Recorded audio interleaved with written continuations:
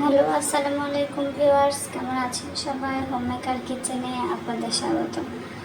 আজকে আমি আপনাদের সঙ্গে খুবই ঘরোয়া এবং রেগুলার রান্নার একটা রেসিপি শেয়ার করছি। সেটা হচ্ছে ডাটা আলু টমেটো দিয়ে বেলে মাছের ঝোল। তো এর জন্য আমি প্রথমে কড়াইয়ে পেঁয়াজ দিয়ে পেঁয়াজগুলো একটু নরম হওয়া পর্যন্ত ভেজে নেব। তো আমি পেঁয়াজের মধ্যে লবণটা দিয়ে দিলাম। প্রথমে যদি লবণটা দিয়ে দিই তাহলে কিন্তু পেঁয়াজটা খুব তাড়াতাড়ি কালার চলে আসে। এরপরে আমি এর মধ্যে বাটা মশলাগুলো দিয়ে পানি অ্যাড করে দিচ্ছি, কারণ পেঁয়াজটা আমার বেশি ভাজা হয়ে গেছে।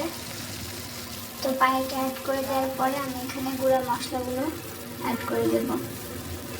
প্রথমে দিয়ে দিলাম হলুদ গুঁড়া, এরপর দিয়ে দিচ্ছি শুকনো মরিচের গুঁড়া, এরপর দিয়ে দিলাম কাঁচামরিচ, জিরার গুঁড়া, ধনে গুঁড়া দিয়ে মশলাটা ভালো করে কষিয়ে নেব।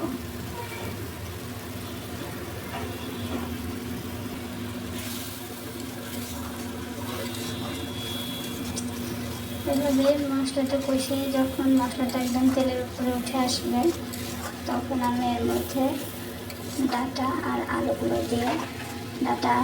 কষিয়ে নেব।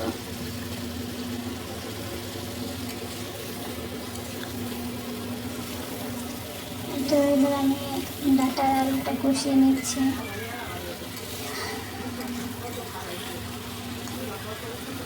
ডাটা আর আলুটা একটু ভালো করে কষিয়ে নিয়ে তারপর এটা সেদ্ধ হওয়ার জন্য আমি একটু পানি অ্যাড করে দেবো এর মধ্যে। আমি রান্নাতে সবসময় গরম পানিটা ইউজ করি, সেক্ষেত্রে রান্নাটাও কিন্তু খুব জলদি হয়ে যায়, আবার সবজিটা সেদ্ধ হতে খুব অল্প সময় লাগে। তো এখন অল্প কিছু সময়ের জন্য ঢেকে আমি এটা সেদ্ধ করে নেব। তো পানিটা অনেকটা কমে এসেছে আর ডাটা আলুটাও সেদ্ধ হয়ে এসেছে। এখন আমি এর মধ্যে বেলে মাছগুলো দিয়ে দিচ্ছি। মাছটা আমি ভালো করে ধুয়ে লবণ মেখে রেখেছিলাম, আপনারা মাছটা ভেজেও ব্যবহার করতে পারেন।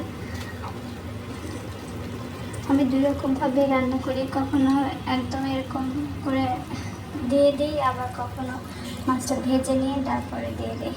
তো এখন আমি গ্রেভির জন্য অল্প কিছুটা পানি দিয়ে দিলাম।